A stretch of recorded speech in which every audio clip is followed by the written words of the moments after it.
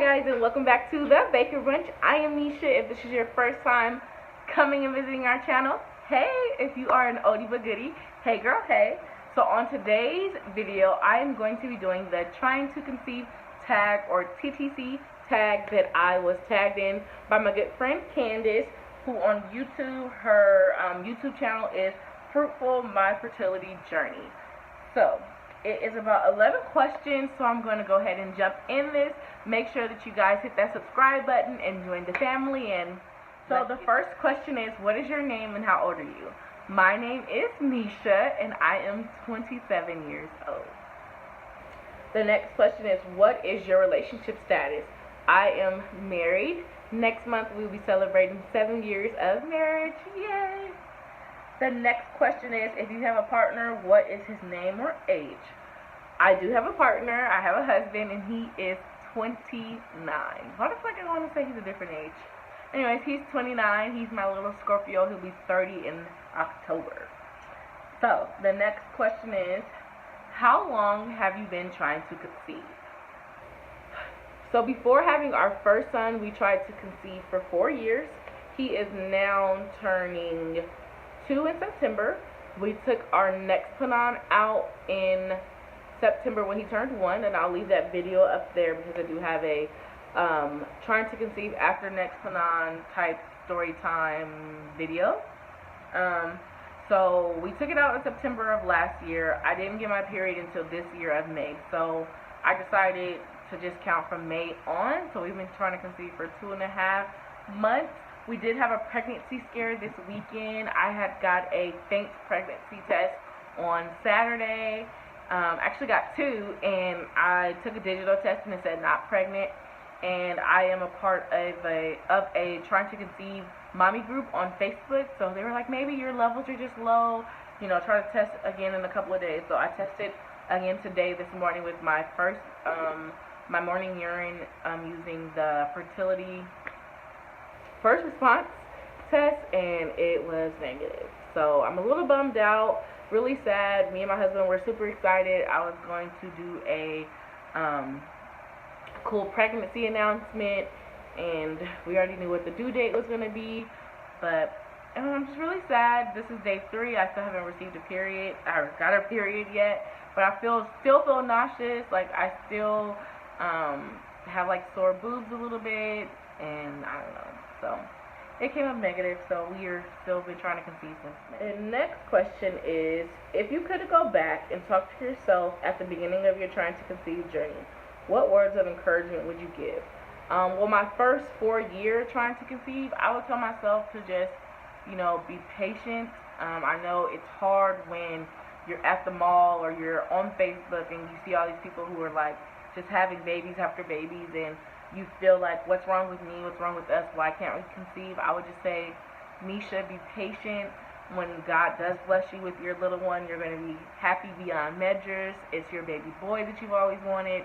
He's going to love you forever, and don't worry, what's for you is for you. And I guess it's kind of words of encouragement for now.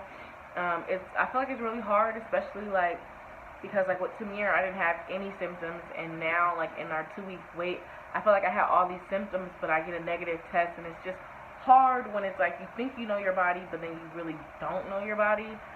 So I would just tell myself to be patient. And for ladies out there that you guys are trying to conceive, you know, you just have to really be patient. And it's hard, but patience is a virtue. Patience is a virtue. So the next question is, any known obstacles or challenges to trying to conceive? I don't have any like PCOS or anything like that in infertility that I'm aware of. I have gotten tested before through like my OB and a clinic, and everything that they've tested me for has come back normal. The only thing that I do have is prehypertension, which is high blood pressure, and that did cause me to have to deliver my son early. Thankfully, I didn't have preeclampsia, but my blood pressure was high those last couple of days, and I think it was a lot of things just going on in general. Moving, just starting a family, having my first child, trying to get everything situated. So my blood pressure was really high towards the end of my pregnancy at 38 weeks and like 5 days. So I got induced, and we had him at exactly 39 weeks. So he was full term. He was 6 pounds, 6 pounds 2 ounces, and a healthy baby. Next question is, how many sticks do you pee on during a cycle? Be honest, includes OPKs and HPTs. This 2-week wait period, I've tested on at least 12 tests. I've taken like at least 2 a day, so maybe 3, just depends. I think this may have been the most tests that I've taken. Generally, like if I get 1 or 2 tests and they say negative, then I'll let it go. But again, because this time I had the faint test, I just was like, oh my god, and I wanted to confirm, so I've just been testing. And then I was watching this YouTuber, and she took a test one day and it was completely negative, and then she took a test the next day and it was faint, and she's now 20 weeks or something. So I don't know. I still feel like we are pregnant, but I guess I'll just let it go for next time.